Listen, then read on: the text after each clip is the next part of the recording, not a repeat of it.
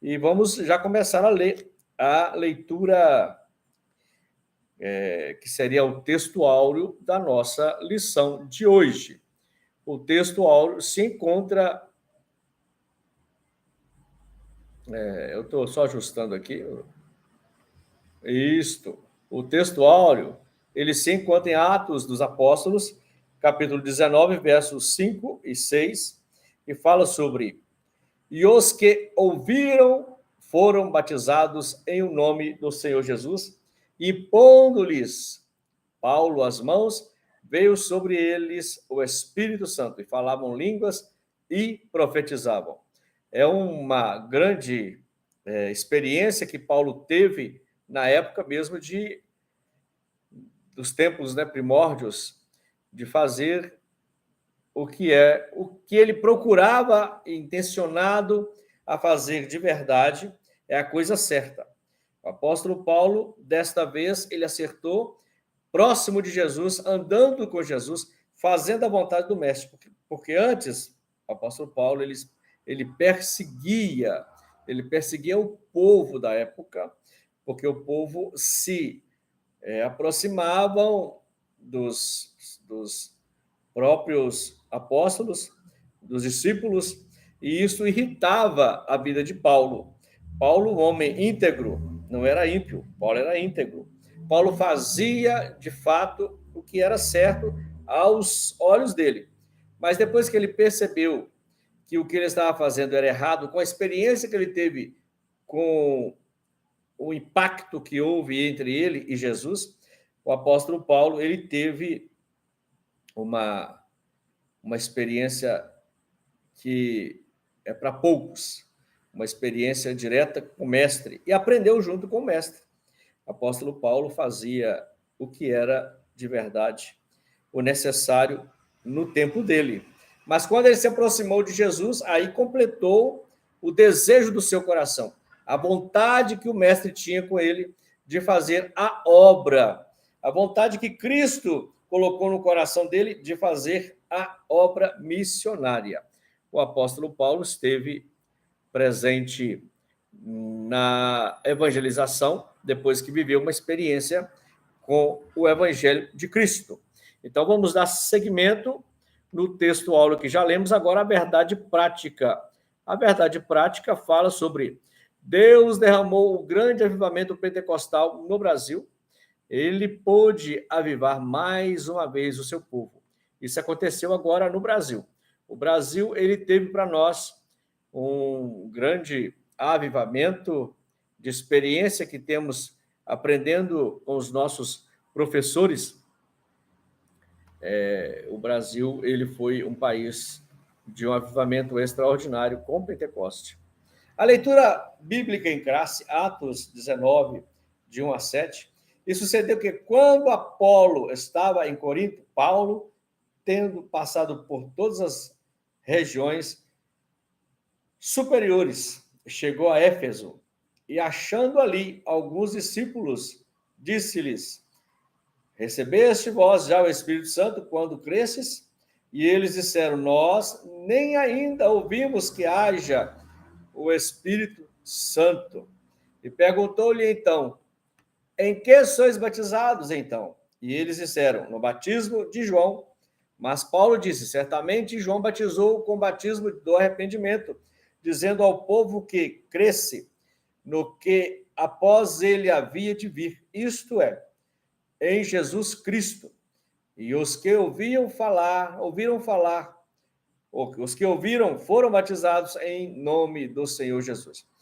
E pondo-lhes as mãos, Paulo veio sobre ele o Espírito Santo, e falavam línguas e profetizavam. Eles eram, ao todo, uns 12 varões. Olha, a experiência que tiveram com Cristo, a experiência que tiveram com Pentecoste. Paulo já passou para eles o que estava sentindo de fato, aquele gozo, aquele avivamento que estava na vida de Paulo. Agora Paulo estava transmitindo para aqueles discípulos e para aquele povo daquela época, para conhecer mais de perto o Pentecoste. Isso é muito bom. Se nós entrarmos em em algumas histórias paralelas, percebemos que Deus fez tantos milagres através do Pentecoste, e muitos que têm essas experiências não conseguem se conter as lágrimas pelo contato que tiveram com o Mestre. Eu sou nascido e criado no Evangelho. Pela graça de Deus, tenho essa experiência de ter nascido e criado, ser nascido e criado no Evangelho. Isso traz para mim uma grande felicidade, uma grande alegria, é uma satisfação. Mas nós podemos ver pessoas que se converteram ao Evangelho recente e ainda estão cheios da graça, e estão cheios do poder, são pessoas avivadas com o poder que vem do céu. O poder que vem do céu, irmãos, é um poder infinitamente indiscutível, o poder do Espírito Santo. Quando se há avivamento na igreja, se há avivamento nas pessoas, há uma necessidade de o próprio evangelho fazer com que o crente mude o comportamento quando era do mundo. Ele era uma pessoa que vivia à mercê da sorte. Agora, junto com Cristo, avivado e cheio do poder, ele agora vive cheio da graça, cheio da unção, cheio de alegria, porque nele está o Espírito Santo. Porque nele está o Espírito Santo. É muito tremendo ter essa experiência com Cristo. E vamos estar continuando a fazer esse trabalho. Quando pudermos e tivermos a oportunidade, vamos contar alguns testemunhos, mas agora é somente sobre a lição bíblica dominical. Vamos ler, na continuidade, a introdução da lição bíblica dominical, que fala sobre a chegada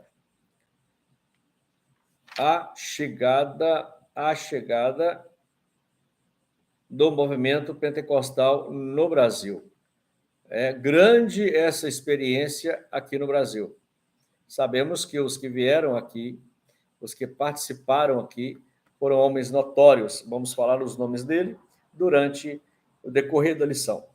A chegada do movimento pentecostal no Brasil mudou a realidade espiritual deste país de forma inquestionáveis e irreversível em termos de liturgia. Proclamação do Evangelho, manifestação do poder de Deus, com sinais, prodígios e maravilhas, vindo dos Estados Unidos, os missionários Daniel Berg e Gunnar Wiggen chegaram em terras brasileiras em 1910. Por instrumentalidade desses servos, Deus iniciou o maior avivamento espiritual em terras brasileiras.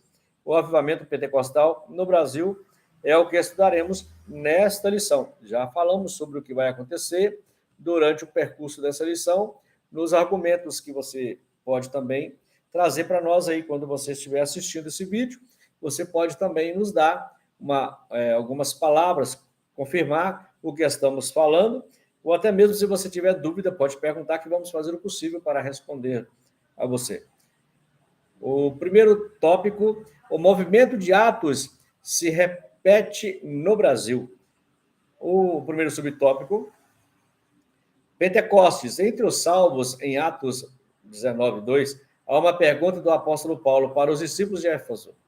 Recebeste vós já o Espírito Santo quando cresces?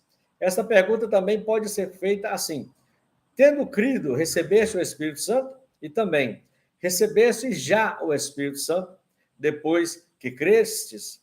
Estas são as perguntas que podem ser do mesmo conceito, as mesmas perguntas em uma só. E você pode responder também se você tem crido, se você já recebeu o Espírito Santo. Você pode responder consigo mesmo. Em Atos 19, 1 e 7, as modalidades da mesma pergunta revelam um fato de acordo com o contexto do trecho desse Atos 19, capítulo 19. Os discípulos de Éfeso foram batizados em nome do Senhor Jesus, já tinham a fé salvífica. Em seguida, receberam o batismo do Espírito Santo por imposição de mãos. Isso foi na época, lá nos Atos dos Apóstolos, quando foi o batismo com o Espírito Santo na imposição de mãos, porque eles, além deles confirmarem que aquilo estava acontecendo, era de fato o verdadeiro Pentecoste, e era o Espírito Santo agindo, impondo as mãos sobre as pessoas, eles eram batizados. O subtópico 2, a plenitude do Espírito Santo. Como vimos nessa lição anterior, há duas experiências distintas no livro de Atos dos Apóstolos. A primeira experiência, a de salvação. A segunda, o batismo com o Espírito Santo. São experiências eficazes para o andamento do crente na obra de Deus e com a convicção de ser salvo.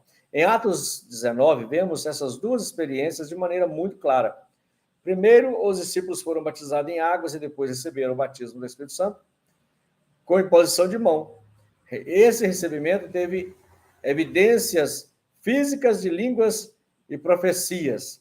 Atos 19, 3. A experiência do batismo do Espírito Santo, no Espírito Santo é também distinta da salvação, que aquela pode ser identificada fisicamente por meio de línguas, como confirmação do dom de Deus. Foi o que aconteceu com os discípulos em Éfeso.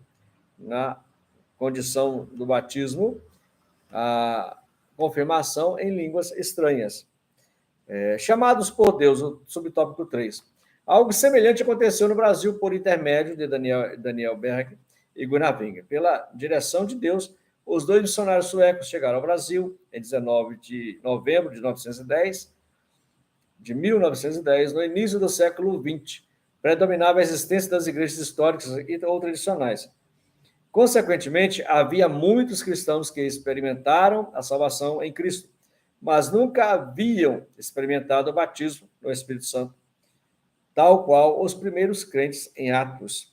Essa experiência que Daniel Bergen e Gunnar Wingren, eles viveram essas experiências e houve uma mudança radical na vida deles depois que eles sentiram essa presença do Espírito Santo.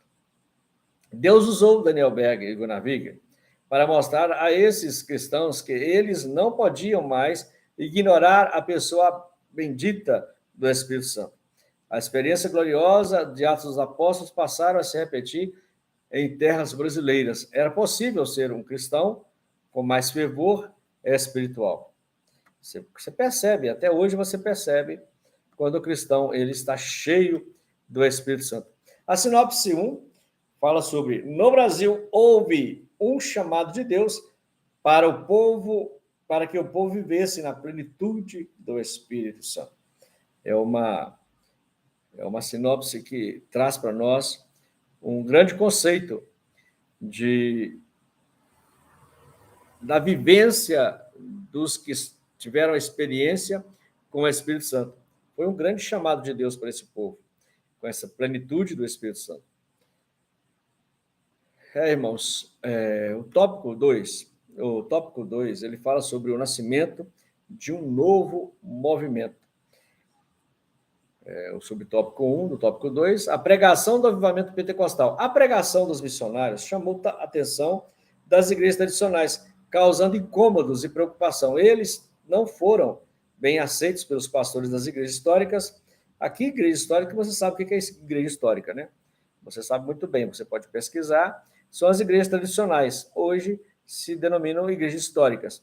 As igrejas que não eram pentecostais, que não aceitam, que não crê no movimento pentecostal, no movimento do Espírito Santo, no conceito de falar em línguas, são as igrejas históricas que não aceitavam na época. E a irmã Celina de Albuquerque, membro de uma igreja tradicional, dessa igreja histórica, aceitou a mensagem do batismo no Espírito Santo e tomou a decisão de ficar em casa, orando a Deus para que ele confirmasse se aquela doutrina estava correta. Ela estava esperando de Deus uma confirmação. Assim que a irmã Celina Albuquerque recebeu o dom de Deus, e por isso, assim que ela recebeu, ela considerada a primeira brasileira, assim que ela recebeu, foi considerada a primeira brasileira que recebeu o batismo do Espírito Santo em nosso país. E outros irmãos se juntaram a ela e foram também batizados no Espírito Santo. Infelizmente, na direção da igreja na qual esses irmãos faziam parte, não concordou com aquele avivamento espiritual e promoveu uma reunião para confirmar que estaria de acordo ou não com a mensagem dos missionários. E nessa reunião, 9 irmãos se levantaram e foram convidados a se deixar a igreja. Eles falaram com eles assim: olha, se vocês continuar falando em línguas estranhas aqui dentro, com esse movimento diferente que a gente não está acostumado, eu acho melhor que vocês se retirem da igreja. E assim cresceu, assim começou o crescimento das igrejas pentecostais no Brasil, que seria o crescimento pentecostal no Brasil. O crescimento de perseguição. As perseguições contra os pentecostais eram grandes, conforme Jesus disse, em Mateus 5 e 10.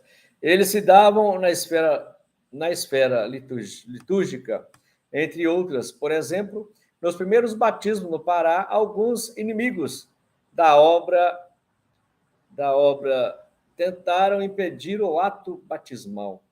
Há registros de que um deles até sacou um punhal para investir contra o missionário Gunnar Wingren.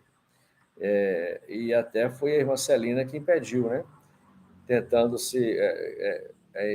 entrou na frente daquela confusão e apaziguou aquela intriga, né? Aquela perseguição aquele senhor queria esfaquear. Mas Deus, ele faz tudo conforme a vontade dele. E o Espírito Santo também, irmãos, ele é um espírito de verdade, de paz, e ele não é de contenda. Aonde você vê uma pessoa cheia da graça, da unção e do Espírito Santo, ele não incomoda as pessoas que estão dentro da igreja com o mesmo intuito. Ele incomoda o diabo. O Espírito Santo, ele incomoda o inimigo das nossas almas. E temos que ficar bem atentos e pedir a Deus o dom de discernimento.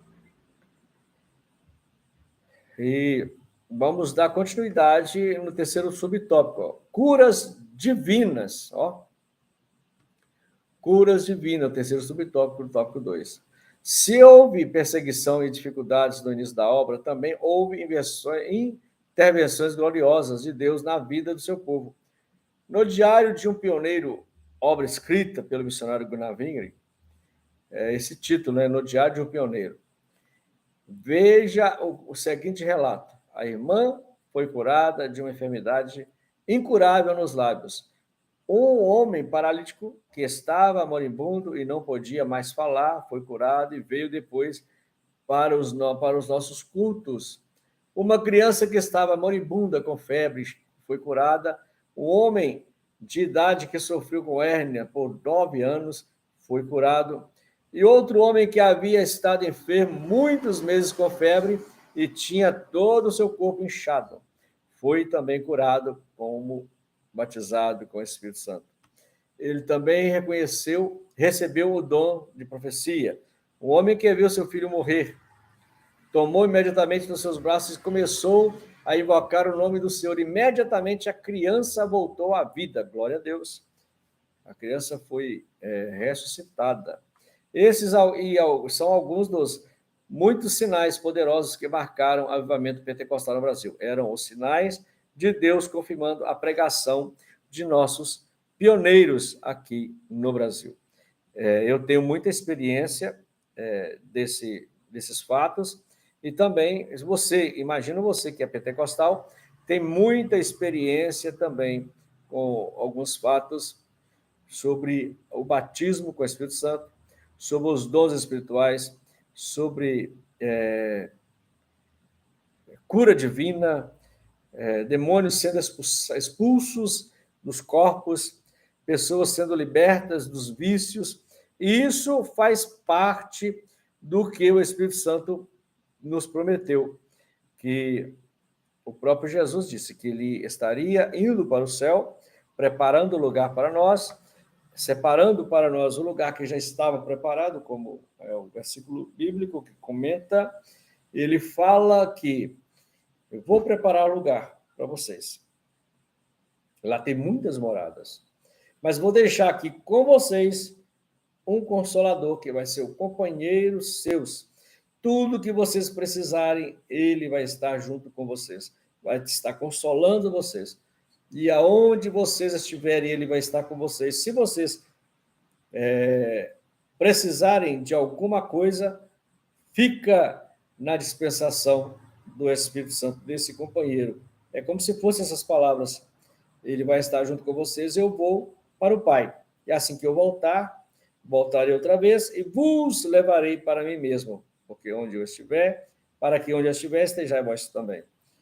A Bíblia ela é muito clara, se nós estivermos com o mesmo propósito de salvação, temos que ter o Espírito Santo conosco, para nos dar graça, nos dar poder, nos dar virtude, nos dar consolo, nos levar aonde mais o nosso coração deseja, de aproximar mais e mais de Deus. A Bíblia Sagrada ela é muito clara nesta concepção de avivamento. Precisamos estar atentos. No Sinopse 2, o nascimento do novo movimento no Brasil teve pregação pentecostal, crescimento, perseguição e cura divina. Eu lembro uma vez que eu estava numa região, quando eu era adolescente, evangelizando, eu fui entregar um folheto para uma pessoa, ela jogou o folheto na mão, bateu no folheto, jogou no chão. E eu observei e falei assim, mas por que essas pessoas não querem Jesus? Não é que eles não querem Jesus, é porque aprenderam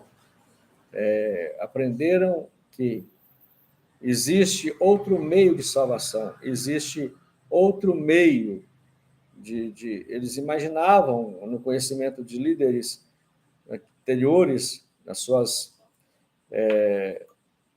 experiências das igrejas, na época que eu evangelizava na região do leste de Minas, cidade muito histórica, não vou dizer aqui para não precisa falar, mas percebemos que houve-se muita rejeição, mas graças a Deus que depois de um tempo para cá as pessoas começaram a entender que a obra de Deus ela não para, e se nós calarmos, as pedras vão clamar. E graças a Deus que muitos se converteram ao Evangelho através das mensagens pregadas da época dos valentes, dos homens valorosos que andavam na presença do Senhor, e hoje a igreja cresceu. Hoje é imensa a igreja no Brasil. Existe muitos no Brasil que se converteram através de hinos cantados, tem muitos que se converteram através de pregações pregadas e cantadas, muitas mensagens pregadas em cânticos e também em mensagens faladas, hinos da harpas cristãs, hinos avulsos, hinos. Hoje, graças a Deus, existe muita condição de louvar a Deus, muitos louvores. Existem alguns que são louvores que tem que ter precaução, que talvez a gente pense que está louvando a Deus e não está louvando a Deus. Mas temos que ter esse dom de discernimento em adoração a Deus. Mas muitas pessoas se converteram com o hino da harpa, ouvindo o hino da harpa, se converteram ao Evangelho. E o Espírito Santo ele tem a maneira de convencer as pessoas para o reino do Senhor. A lição bíblica dominical desta manhã, que é a lição 9, você que está chegando agora, a lição 9, que fala sobre o Pentecoste, o movimento no Brasil, o avivamento pentecostal no Brasil. O grande Pentecoste que está acontecendo hoje, nós estamos revendo o reavivamento. Imagina, o Brasil está voltando a ser reavivado. Isso é muito bom. Isso é excelente para nós, cristãos. Temos esse privilégio de viver na presença do Senhor, andar na presença dele e levar o verdadeiro Pentecoste. Vamos para o tópico 3, a expansão do avivamento pentecostal. O modelo centrífugo, o avivamento espiritual fez com que a nossa igreja no Brasil buscasse um modelo de crescimento centrífugo, ou seja, de dentro para fora. Começaram cultos numa casa, num pequeno salão, num bairro, numa cidade. Os pentecostais evangelizavam pelas ruas, casas, escolas, hospitais. Mais adiante, os irmãos buscavam um local mais amplo para atender à expansão da obra. Eu lembro quando criança, meu pai e minha mãe sempre gostavam de onde que a gente fosse morar. Meu pai abria na própria cozinha. Na hora ele avisava o pastor, pastor, tem um trabalho, meu pai como obreiro, minha família também no ministério, tem um espaço na minha casa para o Senhor abrir. Começaram um culto. Quantos que fizeram isso? Abriram um culto, abriram espaço na sua casa para iniciar aquela igreja. E muitos fizeram isso, nós temos experiência viva, nós, da nossa família, que aonde vamos, tem um espaço para a gente ceder, para a igreja abrir. Isso está continuando. O Brasil está tendo esse avivamento, renovo, né? Nós estamos tendo um renovo. E se você tem espaço na sua casa e quiser e precisar e sentir necessidade de fazer a obra de Deus, convide o seu pastor para fazer um culto na sua casa, um culto de ação de graça, um ponto de culto. Vamos dar liberdade ao Espírito Santo, tá bom? Vamos fazer isso.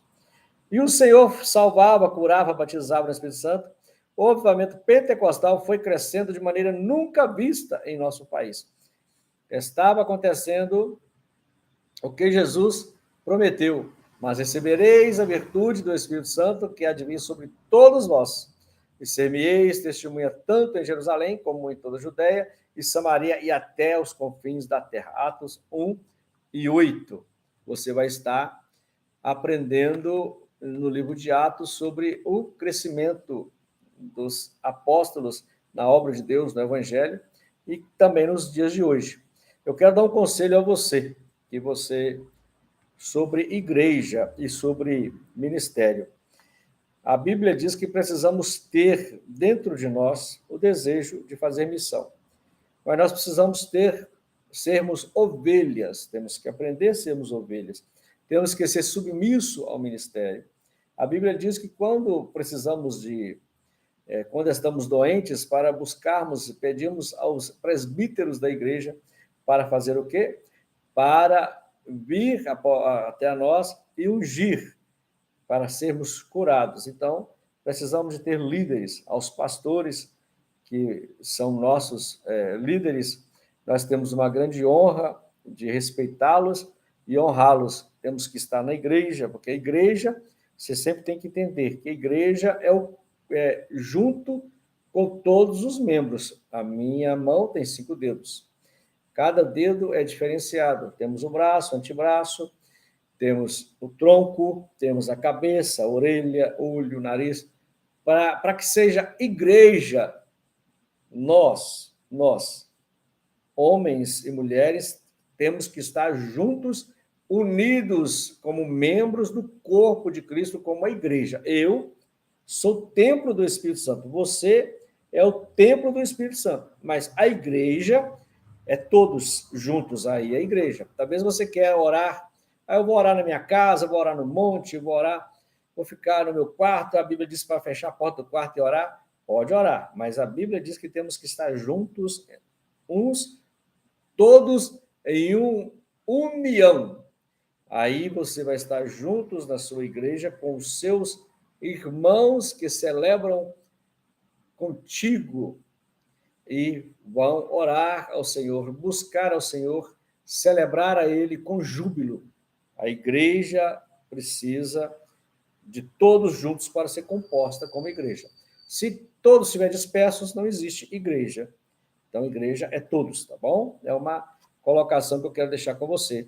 E quando você for para alguma igreja, você observa o conceito desta igreja, você começa a observar qual a origem desta igreja, como começou esta igreja, para você não ser enganado com falsos profetas. Existem muitos falsos profetas, e você acaba se iludindo em uma igreja e aquilo não é. O interesse seu é de ser salvo, mas você pode ser enganado por líderes que estão usando de falsidade. Nos dias que são agora o fim dos tempos, existem muitos falsos profetas usando e querendo aproveitar da sua fé. Eu quero deixar aqui em pauta essa observação para você cuidar de andar e se converter ao evangelho, mas ir à igreja que vai te ajudar a adorar ao Senhor em espírito e verdade, sem engano, tá bom? Um grande abraço e eu fico satisfeito de você estar ouvindo esta leitura da lição de número 9 aqui, do Avivamento Pentecostal do Brasil. Eu estou encerrando, porque o tempo também já está bem escasso. Se você puder compartilhar, eu vou ficar muito satisfeito. Você compartilhar essa lição, compartilhar esse vídeo,